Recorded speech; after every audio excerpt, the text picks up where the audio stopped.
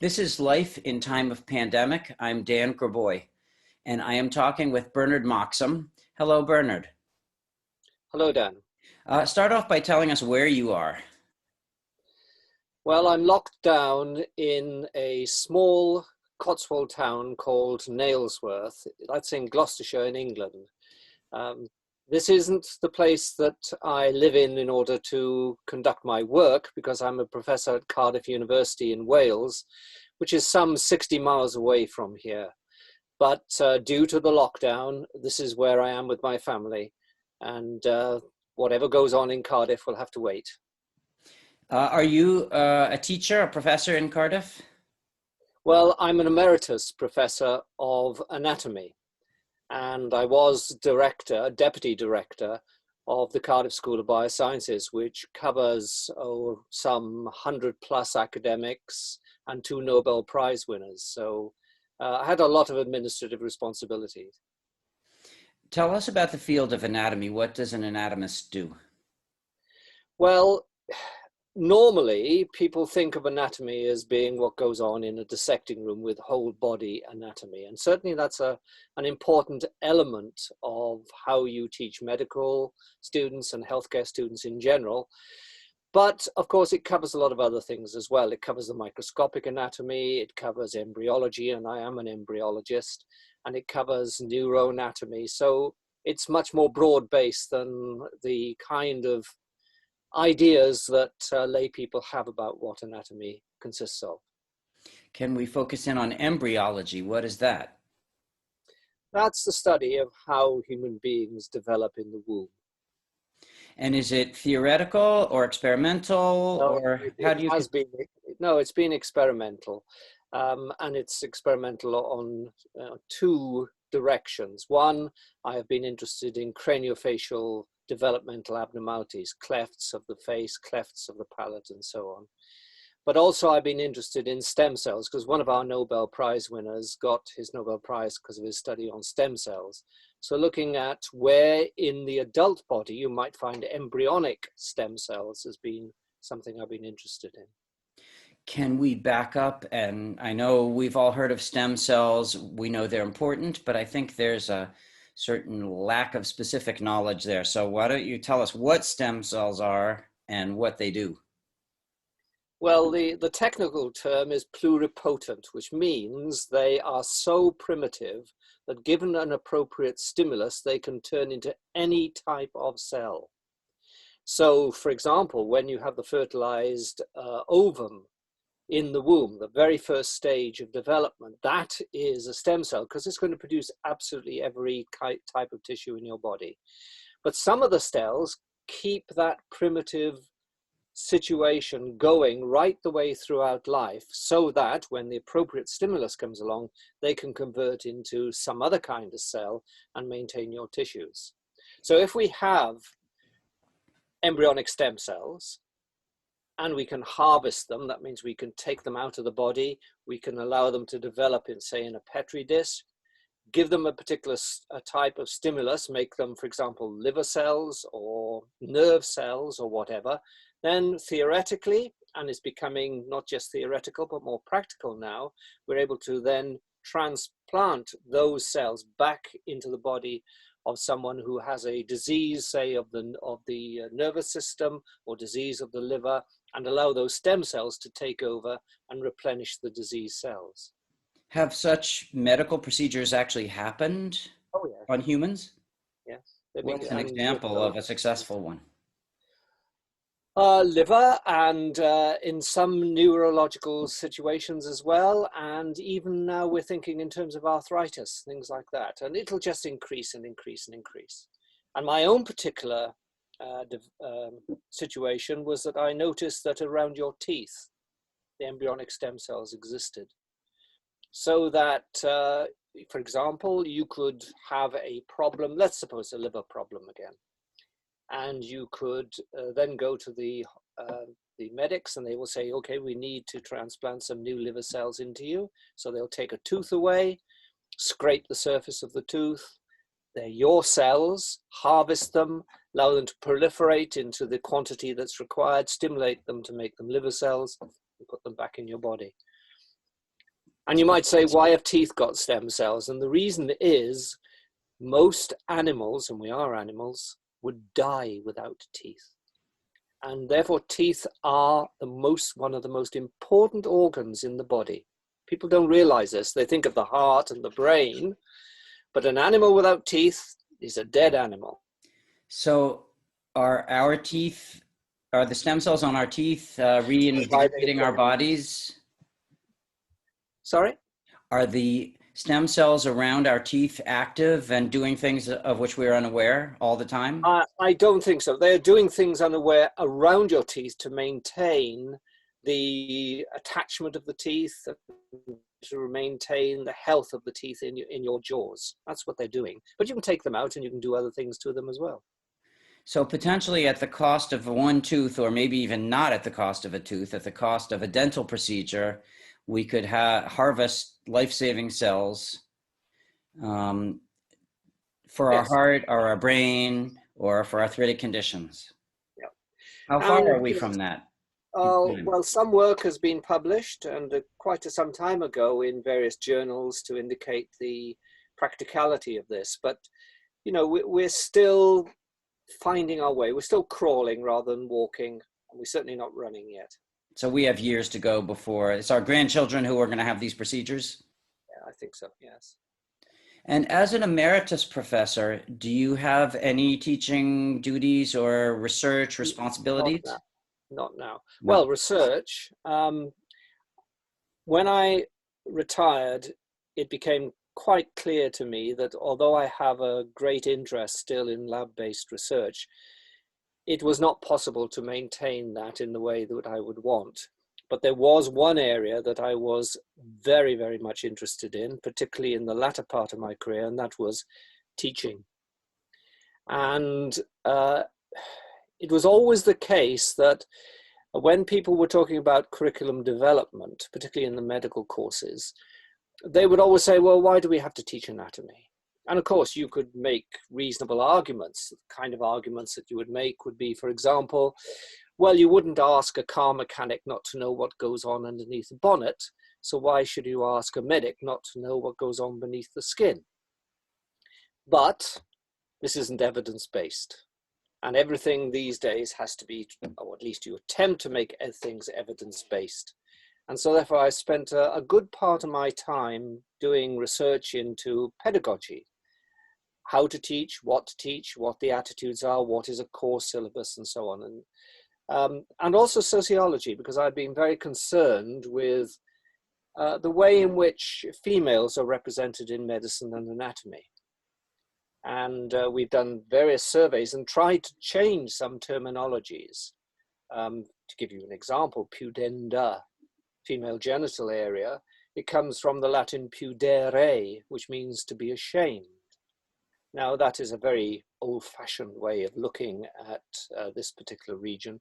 So we're trying to get it changed, and there's opposition because people don't like to change. So there are sociological, pedagogic, all kinds of research that I've been doing, including attitudes of medical students towards issues of mortality. Because medical students, they come in and they're very idealistic and they think they're going to cure the world, but actually they're going to be dealing with death often. And therefore they need to understand what it is, and they don't. So we're doing a lot of work on attitudes to mortality, attitudes towards gender, attitudes towards equality and diversity, how best to teach, and so on. And I've got PhD students who are doing this. Some of them are in departments of English, so it's cross-disciplinary. It's very interesting. So you still do have contact with students. Are you still in touch by teleconference, by Zoom, or some other method, or have things shut down completely? The standard way of teaching, lectures, tutorials, seminars, practicals, has obviously had to be put on the back burner. And what has happened is that many of these things, but not practicals obviously, are now taught through Zoom and through the internet in various electronic means. I'm not involved in that. I don't actually any longer have classroom contact with students. I have contact with them by doing the research, but not actually through actually teaching them. And I can't say I resent that. I always loved teaching, very much enjoyed it. But it does free me up in my emeritus status to do these other things. But I know a lot is going on, and I've got a lot of concerns about what might happen once we come out of this with regard to face-to-face teaching. I Talk think more about that. it's at risk. You think it's at risk? I think that many administrators see a potential for maybe removing staff, maybe for financial gains of one kind or another. And they will bring arguments like, well, we're dealing with a millennial generation and they're more used to electronics and so on. And there are issues there because all the evidence suggests that millennials want face-to-face contact. Yes, certainly. We found that here in Wisconsin, that while there are some silver linings to Zoom teaching, it certainly has not, in any measure of effectiveness, come close to face-to-face teaching. No. Have you spoken with faculty colleagues about their experiences? Indeed, and not only just in Cardiff, I'm involved in a chiropractic college. I helped develop one in Spain, and they've had to go to using Zoom and using also electronic tuition. And they were very enthusiastic about carrying on that once the situation had changed. So we've had a lot of conversations and discussions about the pros and cons of this. I'm wondering if there may be a hybrid situation in years to come where we base our academia on the old model of professors interacting face-to-face with students, but we also make use of the technology. For instance, if you're in Cardiff and students in Spain want to talk to you, Zoom is a wonderful way in which they can bring you into a classroom. Oh, I don't think it's either or, it's both. And I think as an adjunct, I think it's important. I understand that in some places in America, students are already taking universities to court about the fact that they signed up for face-to-face contact and now they're being fobbed off what they say they're being fobbed off. And they're taking universities to court about these issues. So I think students are very concerned about how things might develop. And I think they would very much like to have as much ammunition in their abilities to deal with things as possible. So that, for example, if they can have internet lectures, face-to-face lectures, office hours with academics, a whole range of things, they would be very happy about that. But there's a problem with that. And the problem is this, is that educational theory suggests that the more blended learning you have, the more students would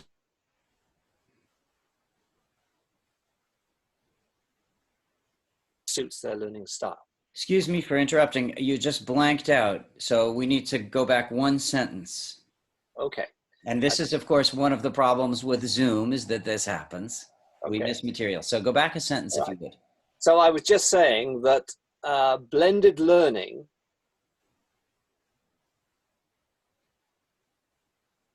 information or presenting tuition to students theoretically is good in terms of trying to fit different learning styles of students to different approaches. So if a student is visual, they can go to this approach. If they're more verbal, they can go to a different approach and so on. And that on paper is very good. The problem is, well, there are a number of problems. First of all, there's a lot of disagreement about what learning styles are and how effective they are. Secondly, does a student know what their learning style is? In my experience, they don't. And there are very few reliable questionnaires which allow you to give to the students to say, well, this is your learning style. They're not terribly accurate. But there's another problem, and I've experienced this. I won't tell you which university, where they have a lot of different ways of tapping into information. So I say to the students, well, why do you use this and not that? And they say, well, I can't be bothered to get up for lecture. And I know I can always knock on the door of the office of the associate professor and ask him or her to be able to provide information for me. So, I mean, students are pretty smart. They don't necessarily have to follow a particular pedagogic line. They might just choose convenience instead. So there are lots of issues this. As an adjunct, I think it's great. It allows students to follow up and revise things, not that they've missed, but they need to revise. Because I've seen situations where there's a good lecturer and the students think, gosh, that was a difficult topic, but it was wonderful. I understood it all. And they put it on the shelf. And then 6 months down the line, they take it off the shelf to study. And they look at it and they think, I don't understand this now. So, the ability to then go back to it again and to hear an expert say once more what is important in that topic or how to understand that topic is very useful. But we have to be careful we don't actually allow students to become lazy, or even worse, to get their tuition out of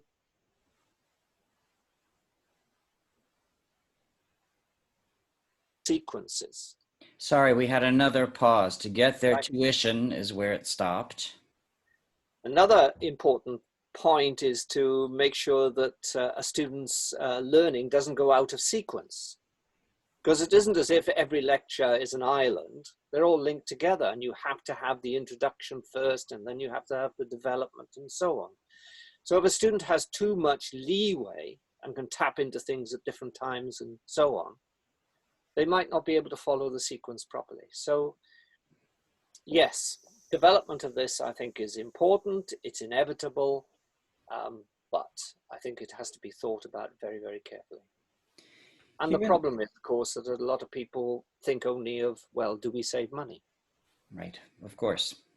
Here in the States, I think a lot of academics and non-academics are talking about the role of university. Is this some sort of training for future life, or is this something dealing with developing human beings in some hard to describe way so that they are better human beings? And are we trying to give students skills to do a job, or human skills, brain skills, the ability to think and parse problems and so on? And it seems like that issue is related to what you're talking about. And I wonder if you have any thoughts about that. A lot, because I've seen the universities change since early 70s when I started life as an academic until now. In the 70s, we had small departments. Everybody knew everybody else. Everybody was interested in everybody else's work as academics. It didn't matter whether you were a neuroscientist or whether you were interested in oral biology or interested in even gross anatomy. There was interest. Oh, what are you doing now? Oh, why are you doing that? That's an elegant experiment, that kind of thing. And then the students, they would be small in numbers. We only had in those days, well, I think it was coming up to 10% of the youth population going to universities. And they were pretty keen, not just in understanding their subject, but also gaining experience broadly, cultural and so on. I speak for myself. When I went to university, I started off doing dentistry. And I switched, well, I didn't switch, I added biomedical sciences onto that as well. And that's why I went the route through the biomedical sciences. But I can remember important events like getting some money for a birthday present and going to a record shop and seeing a box set of Mahler's Second Symphony by Schulte. Who the hell is Mahler? In those days, we're talking about the middle 60s. It really wasn't known. So I thought, okay, I'll buy it out of just interest. Well, I didn't even have a record player. So I went to the student union where there was a hi-fi room, quite a large room, and I started to play this. And by the time we got to that last movement, the place was packed. standing room only, students coming down the corridor thinking, what is that? You don't see that now. I think the cultural side has gone, and politically what has happened is that mass education, the removal of small departments to make larger departments, the controlling of universities by management and administration has meant the community of scholars has gone. And politically, people want to go into university and come out with something where they're going to gain employment. So the idea of a university in the classical sense, where people exchanged ideas, where there was a community, where you developed new interests, where you saw connections between disparate things, where you started to develop a critical acumen. Those things don't seem to be quite as important. Just look at exams. Examination process, and this sounds terribly conservative. I'm not. I'm quite a modernist about a lot of things, but on this point, I'm quite conservative because I think we've lost a lot. In examinations, we had to write essays.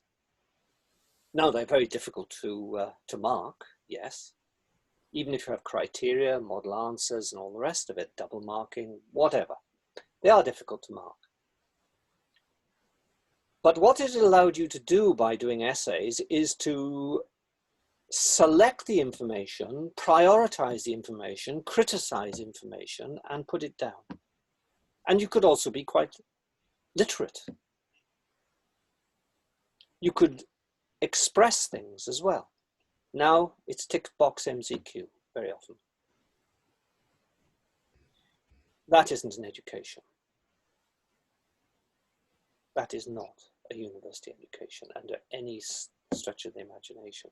So we have lost the things. I mean, there's no point in us hiding the fact we have mass education, mass requirements from the political things for people to be employed, the costs of education which are borne by students, understandably so.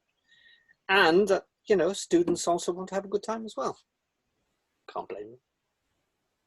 Is there any way, understanding that we can't turn the clock back, and understanding that our society does have an interest in trying to educate the maximum number of people, is there some way in which we can incorporate what happened in the past into modern times? Yes, I wish we could get back to smaller departments, but departments which actually met on a regular basis to have interdisciplinary work.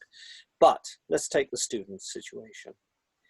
It can be argued, but probably it's the same 10 or 15% of students who initially went to universities, who are now the ones who still would appreciate what a university could be. There's an argument for that. The others are interested mainly in going through the process, getting a degree, getting employment, and so on. For which, by the way, we can't blame them. I mean, in this no, not at all. I'm not making any criticism of them. I'm just saying this could be the reality. So we spend a lot of time dealing with students who are in the lower band who may be having difficulties. We don't concentrate at all on those in the top band. Not so much. They're doing all right. I've got to make sure, because I can't have huge failure rates, I've got to make sure that the people who aren't doing so well spend time. But I think we ought to start thinking, how do we recognize and reward excellence? Because there is a top-down benefit. Because if you reward excellence, not to the point of undermining the other students, but allowing the other students to see that, a little bit more effort might actually provide me with a bit more benefit. So I think that we don't spend enough time looking at what might be excellent and rewarding that excellence. What kind of rewards are you thinking of? What kind of? rewards are you thinking about? Well, if you just take the sciences, it's most science degrees, undergraduate science degrees, certainly in the UK, have a final year research project. Now, those research projects can vary from lab-based projects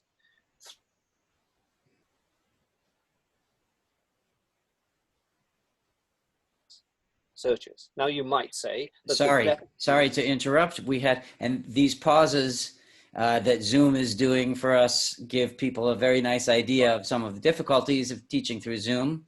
But you have to go back to describe what you were just describing because we had 10 seconds of nothingness. Okay, so if we take the situation in the UK for science students, where in the final year they have to do a final year project. And that can vary from lab-based projects through to data analysis, through to reviews of the existing literature. So one of the rewards to the students who are excellent to say, well, you have the first choice of the kinds of projects and what projects are available. There are some students who might complain about that. Naturally, I can understand.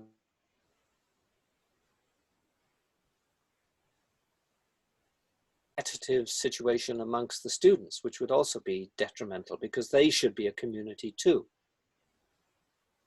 I think the other thing that needs to be done is that students too often think of themselves as study islands where they're doing this kind of thing all on their own. Certainly in the sciences, that would be my experience, and certainly in some of the art subjects where they're doing things like a final year piece of literature that they are writing in creative writing and so on, is if they're more group orientated. So that, you know, there's a mix of students within that. Good students and students that are having a bit more trouble, and they can support each other more so that they can see how the good students then are thinking and how their critical development might be improved. We've done this and we've written about it in what we call shadow modules. So we have modular systems, and for every module we have a shadow module, and the shadow module consists just of students. And that shadow module is responsible for looking at what they're taught, looking at the literature that's around to see whether there's additional literature which can feed into the existing established module, looking to see if there are internet tuition, which they can also alert students to about this topic or this area, maybe even drawing diagrams, providing notes, doing things which add on to the established module.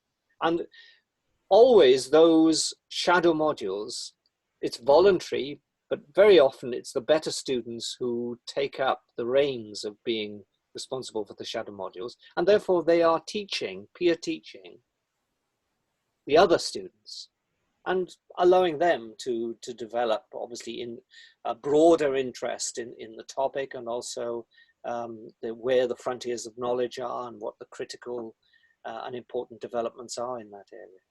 So I think that, you know, there are a number of things that can be done, both by the students as well as by faculty.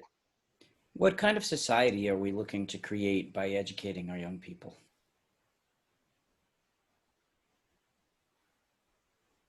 Well, if you're a conspiracy theorist, you might say that the last thing that the political establishment want are critical individuals. But let's not go down that route.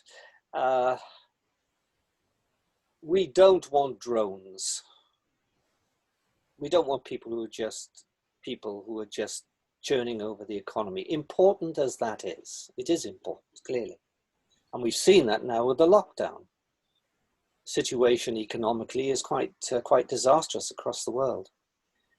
But we do need at least a reasonable body of people who are critical, perhaps even bloody minded, who are willing to provide for any thesis that's presented an antithesis.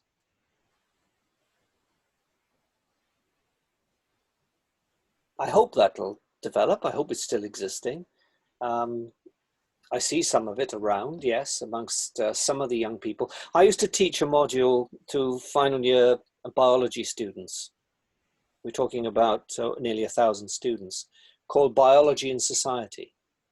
And that module was about the philosophy of science, ethics in science, bio-entrepreneurial skills.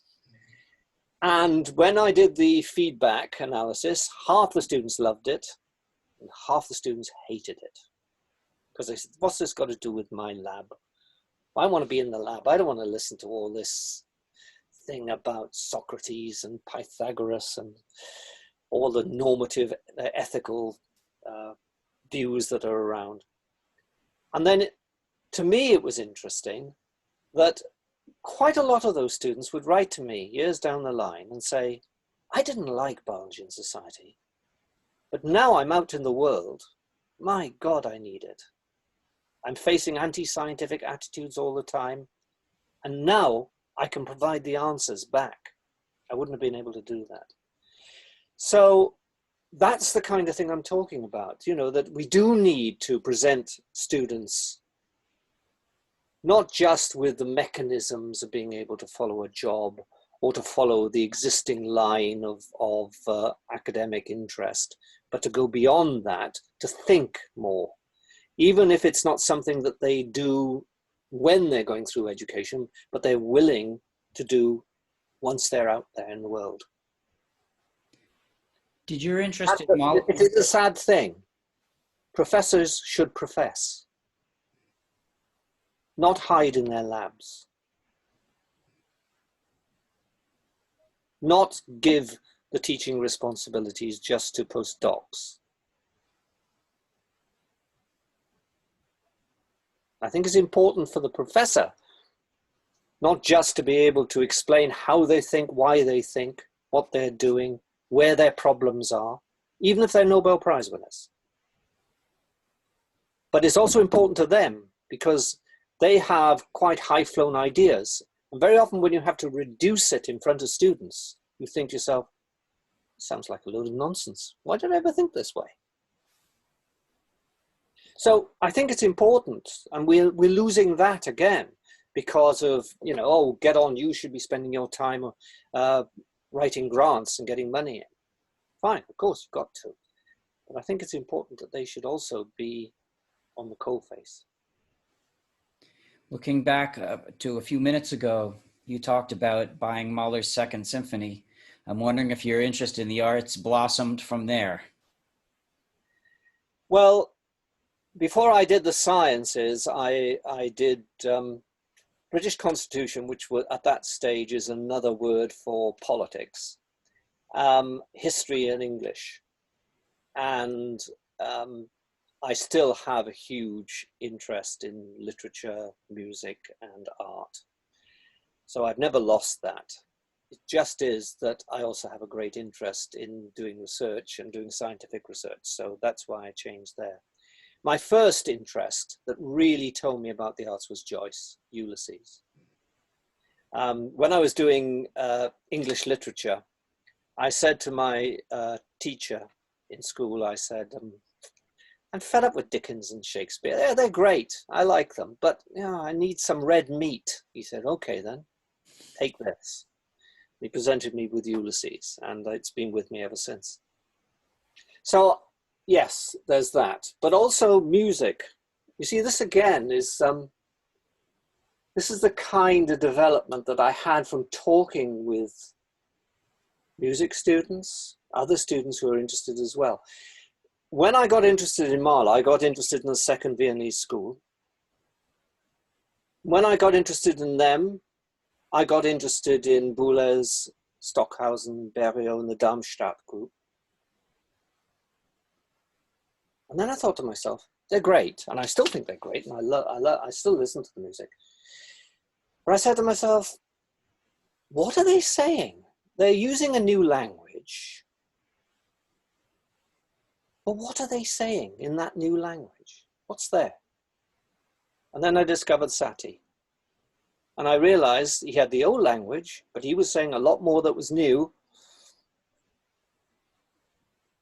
And I think now, more and more and more, I think to myself, yeah, I like, you know, that development of atonalism and so on. But Satie is more important than Schoenberg. He's had a greater influence. Pop, jazz, cage, experimental music. He's still regarded as a bit of an eccentric, but I think he was much more important than the eccentricity that people keep mentioning. So, yes, I mean, all of that came really from, well, two things. My natural inquisitiveness. My parents, my father was a very good mining engineer, but we had no books in the house. We had no art in the house. We had no music in the house. So there was a whole world to explore. And I didn't have the internet, so it wasn't at my fingertips. I had to discover it for myself. Like all our generation, we had to discover things. And that was good, rather than it was a given. Here it is. You know, oh, we have press Satie on the computer and that becomes, no, we had to discover it. And then we had this small group of people, we'd meet in coffee houses. Yeah, we were pretty radical politically. It was the 60s. And, but we talk about other things too. So yes, that's the kind of university I think that I think is beginning to be lost, but I hope I'm wrong. Maybe one result of coming through this pandemic will be that we can rethink our universities, since they will have been shut down for at least a semester, possibly 2, possibly 3, 5, we don't know. It does give us an opportunity to think about what we want them to be like when they reopen. Do you think people will take the opportunity to think about that, or will they be so financially flummoxed that they'll just have to throw the doors open to as many comers as can pay? It's in our hands as academics to take the reins, to decide enough. We'll decide what we need to do. Universities are a community of scholars. There are only 2 scholars, academics and the students. So between us, if we can marshal enough energy, and we should, rather than compete amongst each other for grants, for money, for kudos, for honors, whatever, we got an opportunity, yes. Whether we will do that, I don't know, but I would hope that people would. Here in the States, there can, depending on where you go, there's a certain mistrust of academics.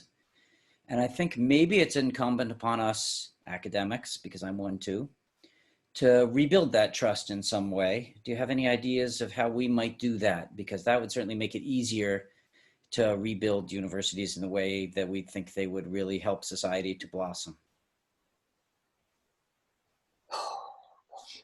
Have you ever read Hermann Hesse's The Glass Bead Game? I haven't, although there is a piece called The Glass Bead Game written for French horn, which is my instrument. So I do know that, but I have not read the book. All right.